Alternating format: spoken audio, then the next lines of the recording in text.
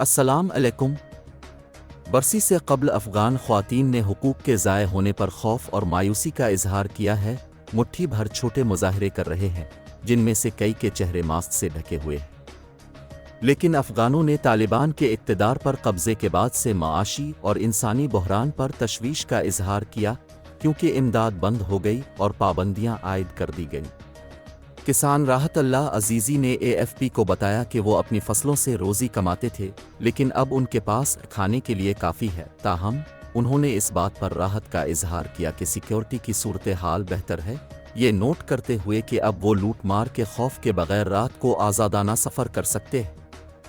لیکن جب کہ پچھلے 2 سالوں میں سیکیورٹی میں کافی بہتری آئی ہے، داعش گروپ بدستور ایک خطرہ ہے اور ممالک کے مشترکہ سرحدی علاقوں میں حملوں میں اضافے پر پاکستان کے ساتھ تناؤ بڑھ گیا ہے۔ طالبان حکام نے عہد کیا ہے کہ افغان سرزمین کو غیر ملکی عسکریت پسند بیرون ملک حملوں کے لیے استعمال نہیں کریں گے، لیکن یہ ایک اہم نقطہ ہے۔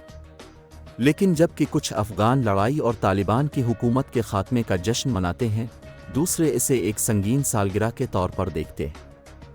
سابق طالبہ حماسہ باور نے کہا کہ افغانستان کی تمام لڑکیاں اور خواتین اپنی آزادی واپس چاہتی ہیں۔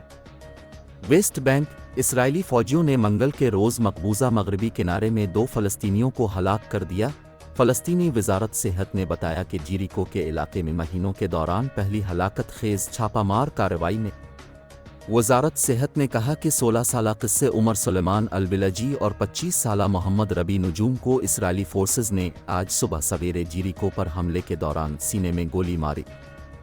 اسرائیلی فوج نے فوری طور پر AFP کی جانب سے حملے پر تبصرہ کرنے کی درخواست کا جواب نہیں دیا۔ وادی آرڈن کے ایک قدیم شہر جیریکو پر 1 مئی کے بعد یہ پہلا مہلک حملہ تھا، جو بحیرہ مردار کے قریب واقع ہے۔ حالیہ مہینوں میں اسرائیل فلسطین تنازع میں تشدد میں اضافہ ہوا ہے، جس کی نشاندہی اسرائیلی فوج کے چھاپوں کے ساتھ ساتھ فلسطینیوں اور اسرائیلیوں کے مہلک حملوں سے ہوئی ہے۔ اسرائیل نے مغربی کنارے پر 1967 کی 6 روزہ جنگ کے بعد سے قبضہ کر رکھا ہے۔ الحاق شدہ مشرقی یروشلم کو چھوڑ کر یہ علاقہ تقریباً 30 لاکھ فلسطینیوں اور 4,90,000 اسرائیلیوں کا گھر ہے، جو بین الاقوامی قوانین کے تحت غیر قانونی سمجھی جانے والی بستیوں میں رہتے ہیں۔ جیریکو حملے سے اس سال اب تک اسرائیل فلسطین تنازع میں ہلاک ہونے والے فلسطینیوں کی تعداد 216 ہو گئی ہے۔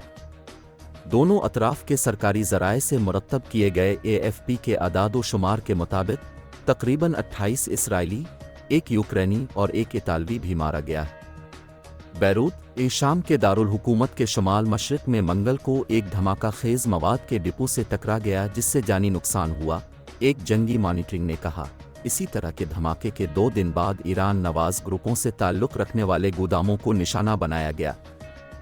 Syria observatory for human rights نے کہا کہ صبح کا دھماکہ دمشق کے شمال مشرق میں ایک علاقے میں میزائل اور گولہ بارود پر مشتمل ایک ڈپو کو مارا گیا، جس پر لبنان کی حزب اللہ گروپ کا غلبہ ہے۔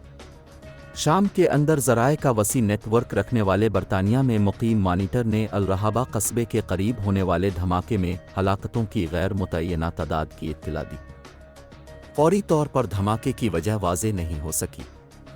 آبزرویٹری کے سربراہ رامی عبدالرحمان نے اتوار کو AFP کو بتایا، ہمیں نہیں معلوم کہ یہ فضائی حملے سے تھا یا زمینی کارروائی۔ شام میں 1 دہائی سے زیادہ کی جنگ کے دوران ہمسایہ ملک اسرائیل نے شام کی سرزمین پر سینکڑوں فضائی حملے شروع کیے ہیں، جن میں بنیادی طور پر ایران کی حمایت یافتہ فورسز اور حزب اللہ کے جنگجوؤں کے ساتھ ساتھ شامی فوج کی پوزیشنوں کو نشانہ بنایا گیا ہے۔ اسرائیل شام میں اپنے اہداف پر کیے جانے والے حملوں پر شاذ و نادر ہی تبصرہ کرتا ہے، لیکن اس نے بارہا کہا ہے کہ وہ اپنے سخت دشمن ایران کو اپنی موجودگی بڑھانے کی اجازت نہیں دے گا۔ ایرانی اور روسی حمایت کے ساتھ صدر بشار الاسد کی حکومت نے 2011 میں شروع ہونے والے تنازع میں باغیوں سے کھوئے ہوئے زیادہ تر علاقے کو واپس لے لیا اور اس نے غیر ملکی طاقتوں اور عالمی جہادیوں کو اپنی طرف کھینچ لیا ہے۔ جنگ نے 5 لاکھ سے زیادہ لوگ مارے، لاکھوں بے گھر ہوئے اور ملک کے بنیادی ڈھانچے اور صنعت کو نقصان پہنچایا۔